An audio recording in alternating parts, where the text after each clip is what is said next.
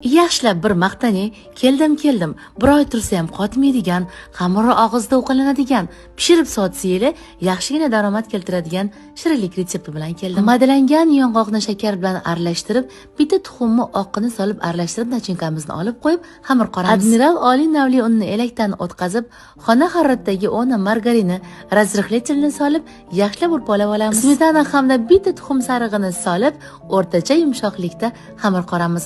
Xamirimizni esa yarim soatga tindirish uchun muzlatgichga yuboramiz. Xamir retseptiga e'tiborli bo'linglar. Video tagida to'liq retseptni qoldiraman. Bu pisochniy xamirni proporsiyasi umuman boshqacha. Ko'rsatilgandek qilib yoyib, bo'laklarga bo'lib, nachinkalarimizni joylab olamiz. Xamir yupqa yolganiga ahamiyat bering. Xuddi xamir hasib o'ragandek o'rab, 175 gradusda 15-20 daqiqa davomida pishirib, sovutib olamiz.